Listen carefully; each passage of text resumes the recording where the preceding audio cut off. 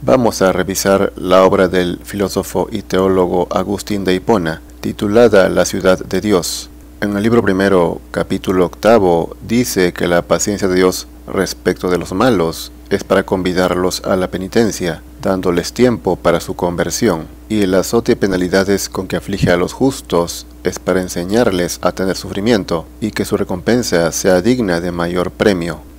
En primer lugar, reconoce que Dios es paciente con los que obran mal, con los malos, para convidarlos a la penitencia, dice, o sea, para que se den cuenta del mal que hacen y se arrepientan, y para que luego se conviertan, en este caso, a la religión cristiana. Dios tiene paciencia con los malos creyendo que ellos se volverán cristianos.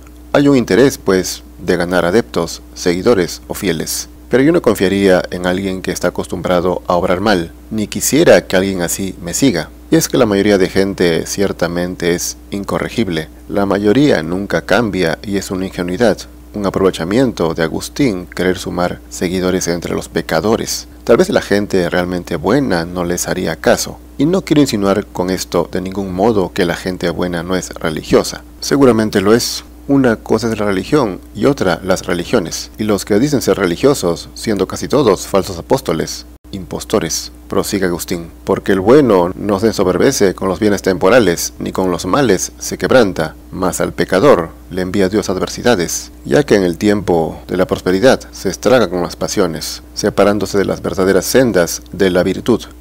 Al bueno no le afecta el bien ni el mal, no es vencido por ninguno de ellos, porque no solamente el mal te puede vencer, sino también el bien, como dijo Platón, más vergonzoso que aquel que es vencido por el dolor, o sea, que no soporta el dolor, es aquel que se rinde ante el placer, que se entrega a los placeres y nunca los rechaza. Por eso dice que el bueno no se ensoberbece con los bienes, no se engríe con la prosperidad, como sí lo hace el malo, que se deja llevar por las pasiones y los placeres cada vez que se le presentan. En este caso dice Agustín que Dios envía adversidades al malo por haberse estragado en la prosperidad.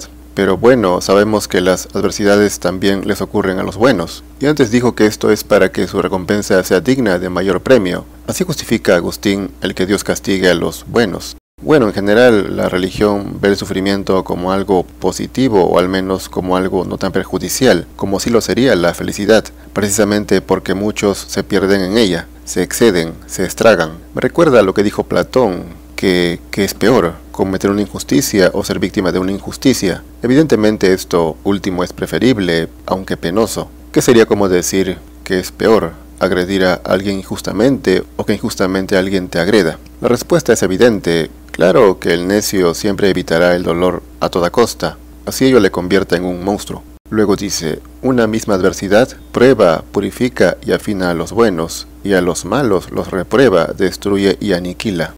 Precisamente son los que se dejan arrastrar por sus pasiones, por la molicie, no quieren renunciar al placer jamás, hacen todo por no dejarlo ni un instante, nunca quieren sacrificar nada, y por eso lo pierden todo. Son vencidos fácilmente por las adversidades, porque estaban acostumbrados a estar siempre a gusto. De ahí a que Séneca, entre otros, hayan aconsejado acostumbrarse a la pobreza, para que cuando algo malo suceda uno no lo sienta, o lo sienta poco, no le afecte. El bueno pues está preparado para las adversidades, incluso para la muerte, a la cual no teme. Mientras que el malo teme perder todo lo que tiene, las cosas materiales que tanto ama y que le dan esa felicidad en la cual se estraga. La pobreza para él es una desgracia y obviamente le tiene terror a la muerte. También dice Agustín que cada uno, por más ajustado que viva, a veces se deja arrastrar de la carnal concupiscencia, y aunque no se dilate hasta llegar a lo sumo del pecado, al golfo de los vicios y a la impiedad más abominable, sin embargo degeneran en pecados o raros o tanto más ordinarios cuanto son más ligeros.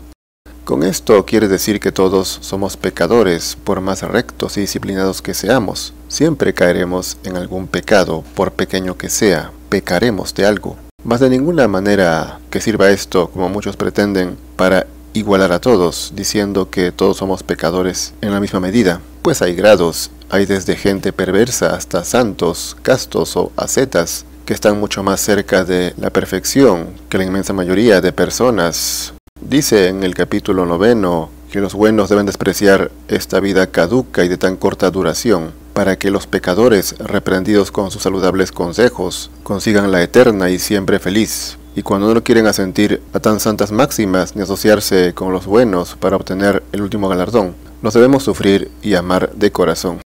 O sea, dice que uno debe soportar a los malos e incluso amarlos, lo cual es un sinsentido, pues hay mucha gente incorregible que nunca cambiará por más amor y comprensión que reciba. Por otro lado, despreciar la vida es un tópico de las religiones. La cristiana, en este caso, los verdaderos cristianos no han de apegarse a la vida ni amarla por sobre todas las cosas. Deducimos que son pocos los verdaderos religiosos, porque la mayoría ama la vida y si fuera por ella, nunca la dejarían. Son los pecadores.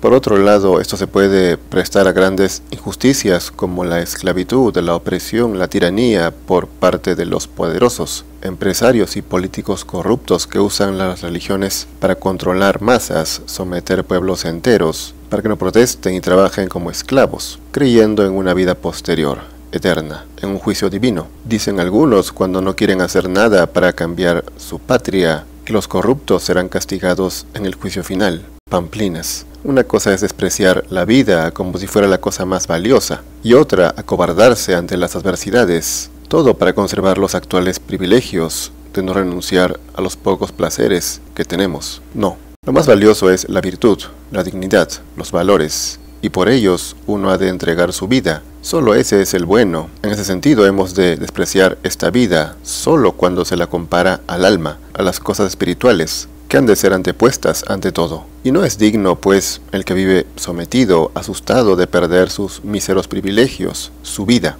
sino digno de lástima, que cree que Dios hará justicia en el más allá. No, pues, tú estás en el más acá, y mientras estés aquí la justicia depende de ti. Así que no seas cobarde y lucha por este mundo, así pierdas tu vida, siempre en cuando no atentes contra los principios, contra la virtud, que es la misma para todos, como dijo Antístenes. Cita a Agustín al apóstol cuando dice que es infalible que a los que aman a Dios todas las cosas, así prósperas como adversas, les son ayudas de costa para su mayor bien.